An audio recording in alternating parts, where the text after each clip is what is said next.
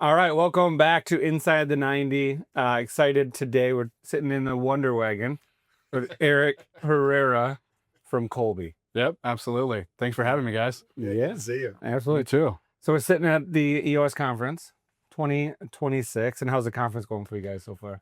It's going really well. The good part for us is we're built into EOS, so most people are Kolbe familiar.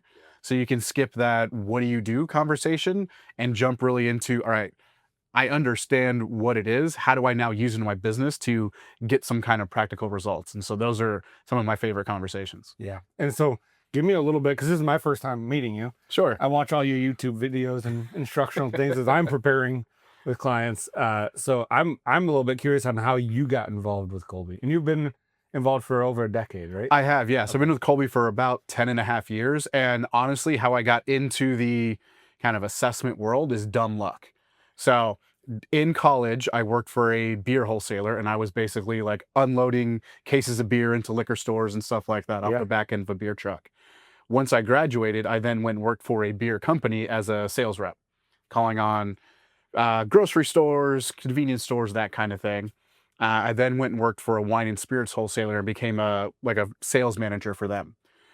Basically, I was stuck. Everybody who was higher in the organization was me. They were happy. They're not going to move anywhere. So I had no upward mobility. So I started looking around. By dumb luck, I started working as a marketing director for a different assessment company. So I'm starting to figure out, like, okay, what does this company do? How do we work with our clients? So I went on client calls with associates. And as I was sitting in those rooms, I was like, this seems way better than the stuff that I'm doing. Yeah. So basically, I built out a business plan, presented it to the owner so that I could move into more of that consulting type of role. So for about 5 years, I was a sales trainer and helped leadership teams roll out another assessment. And was that assessment agnostic to position, or was it for sales? So it was Predictive Index. So right, universally applicable to all people. But because of my sales background, I focused on how do I help sales leaders grow their sales and then also train their salespeople. So after about 5 years, I kind of missed leading a team. So I was looking around. Kolbe was based in Phoenix, where I lived, and they needed someone to head up their sales. So already being in the assessment world, having a sales background, it was a pretty easy transition. The hard part in my mind was differentiating initially between how does PI work, how does Kolbe work, what's the difference? But it was a relatively smooth transition. And then from there, it's kind of just been off to the races. So from your perspective, PI and Kolbe, obviously one's cognitive and conative. So Not conative and affective, yeah. So affective, that's what it is. yeah. So basically, if you think about me, you, Jamie, any of us, we have 3 buckets of strengths. One bucket of strengths is things like your natural intelligence, skills that you've acquired over time, stuff that you know. Then on the affective side, you have things like motivations, values, personality. Most tools that you're familiar with fall in that affective bucket, whether it's Predictive Index, Working Genius, DISC, Myers-Briggs. It's how do I kind of get you going or kind of get things started with you? And also, what does your personality come out, right? Like, are you extroverted or are you introverted? That's what they're measuring. We look at how do you solve problems? So if I call either of you on a random Thursday and say, I need your help, how you're going to execute and get that work done is what we look at. Yeah. And so honestly, a bit of the magic is combining them together because none of us know everything about a person. Yeah. Very cool. And so now, fast forward your role with Kolbe today. So my role with Kolbe has evolved over time. So like I mentioned, when I started, I was head of sales. About 2 years ago, I moved to Texas, and the sales team needs somebody there in person, working with them all the time, do training, that kind of stuff. So I transitioned to kind of a dual role. Part of it is working on strategic partnerships, kind of growing that part of the business. And then the other part is kind of my favorite part. I get to go out and work with clients all the time. So I'm on the road at client sites, working with senior leaders, help really seeing the impact that we can have. I love it. Okay. So Kolbe is one of the tools in the toolbox of EOS, right? So, and as an implementer, we'll go in and we'll help them implement Kolbe from a perspective of here's what your Kolbe A's are, help them understand what their Kolbe A's are, and then see if they want to take it further. But if they really take it further, you're the one that really gets involved to come in and support. So maybe just talk about what's the difference of, hey, we've done our Kolbes, we know our numbers, 7374, right? Yep. Like I know my numbers. Yeah, like 7473. Sorry. yeah, we're just two numbers. Yeah. Like we know our numbers, we know all these things. I can say, oh well, that's because you're a quick start. That's why you reacted that way in that situation.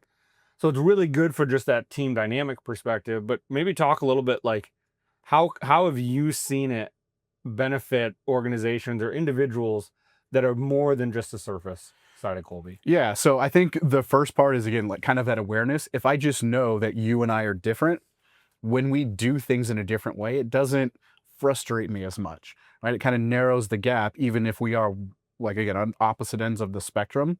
That's kind of step one. And that's generally where kind of implementers come in and help. Where we come in and really dive in is, let's say you have a 7-person leadership team. We first look and say, okay, what are the strengths on the team? Then we help you figure out if you have a project that you're working on, should you go to Jami to get some help on that because he's naturally amazing at this stuff? Or should you come to me because I'm naturally amazing at different things? So that's the first part. Then we look at the team collectively, and teams have trends, right? And so some teams are going to be really detail oriented and really precise. Some are going to have tons of ideas. Great, right? That's your sweet spot. That's you and your unique ability. But if you're overweighted in a particular area, it creates blind spots. So we help identify what are those blind spots, and then what do you do about them? Because the answer can't be, oh, well, let's hire another person to fill that gap. Most of the time, that's not a reasonable request. Yeah. So it's all right, how do we get the team using each other's talents together? And that's where we get to see that 2 + 2 = 5 effect.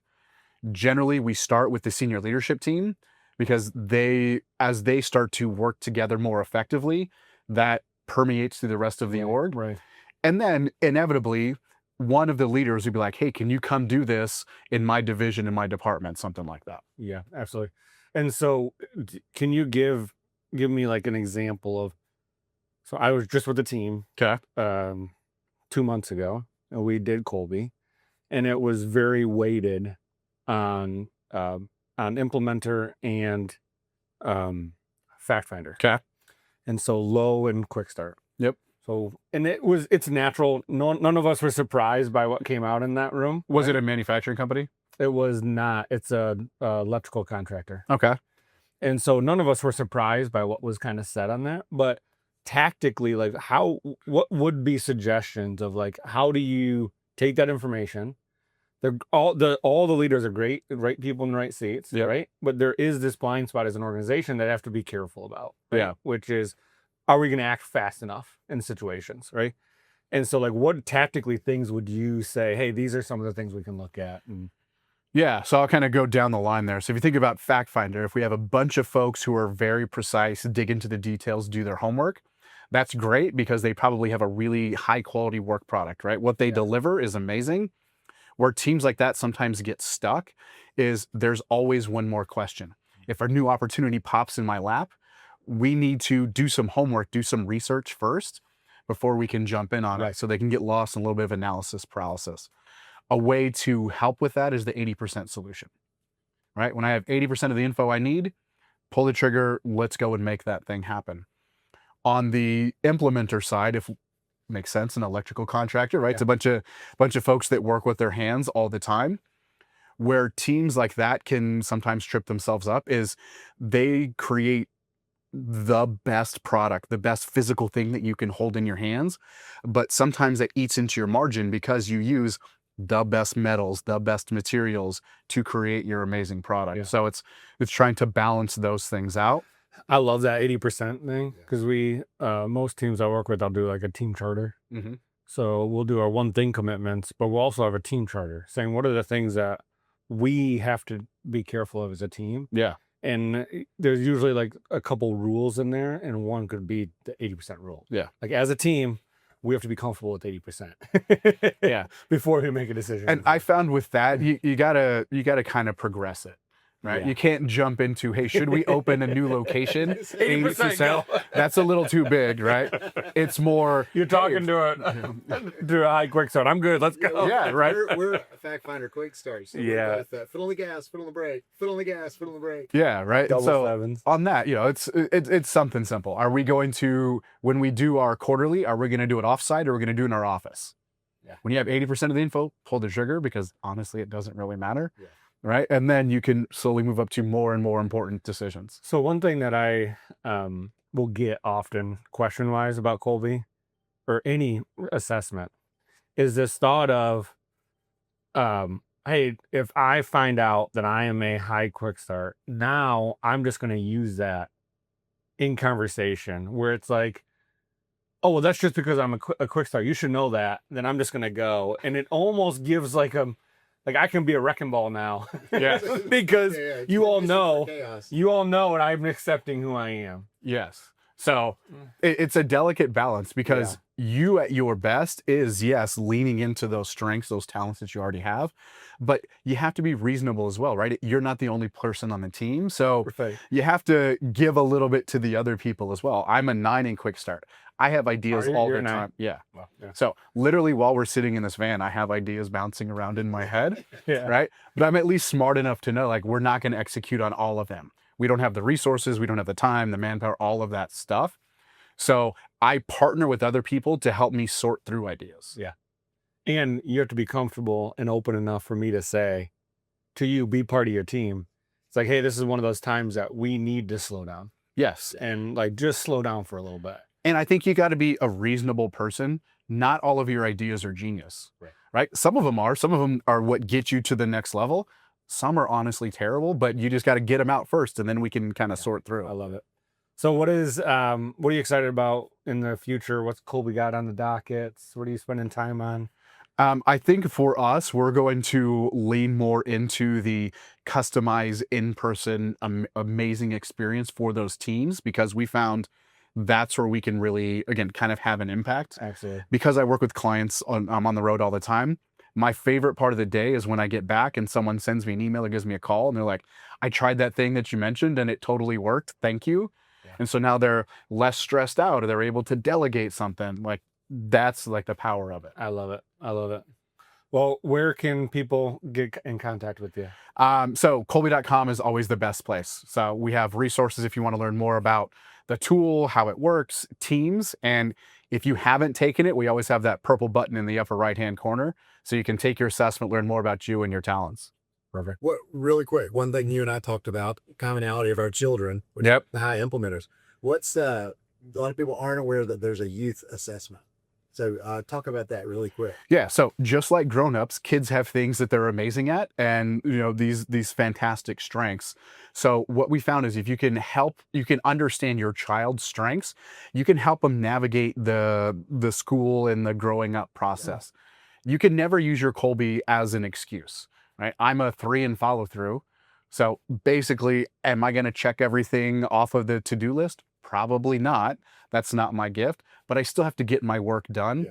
Same is true as a kid. You still got to do your homework. You still got to do the book report, all of that. But if I can show you a different, better way to get the result where it's not as painful, it's really empowering. Great story is my daughter is very kind of hands-on, like implementer, like your plumbing team. And if I make her sit down and just kind of like do math facts, like at a desk or in a chair, she's terrible at them. She doesn't do very well. If I let her do cartwheels and like do flips onto like this giant beanbag we have, she will nail every single question. She's still learning. Asking her Yeah. why she's moving around. Yeah, while what's 7 times 6 or whatever. Just that movement and that physical piece that's how her mind works. So we actually put her in a school that allows her to do that. Yeah. Yeah, I was So cool. Saying my son's a 9 in implementer, which is the highest I've ever seen. And when my wife and I are just sitting down having coffee on Saturday mornings, if he comes down and he wants to engage with us, he walks the furniture. Like, he walks over the chair, over the ottoman, across the coffee, but he's just talking. But he can't, he just has to be engaged. Yeah. If he takes a phone call, he goes and he walks the block, So, but he just struggled so much in the classroom. And because he hates tests, I couldn't get him. I was like, I actually went to his boss and I'm like, I have this assessment. Don't call it a test. I think you and Owen work so well together. I'd like both of y'all to do it. Yeah. I haven't got Dustin to do it yet. But my son said, Dustin wants me to do that test thing. It's not a test. But he did it, and it's been great for him. You know, he's a 3 fact finder, so he hasn't asked me any questions about it.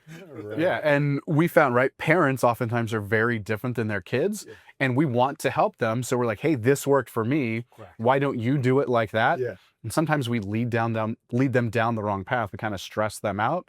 Just be you, man. We still got to get the stuff done. Just do it in a different way. Yeah. What's the Kolbe Youth assessment called? So it's called the Kolbe Y, as in Y. Kolbe Youth. Yeah. Okay. Very cool. Well, this has been great. And then do we hit where people can find you? Did you say that? Yes. Okay. So again, Kolbe.com is the best place to start. Has all of our resources. If you haven't done it, take your Kolbe Y. Yeah. Awesome. All right, brother. Travels home, man. All right. Thanks, guys. I appreciate it. See you.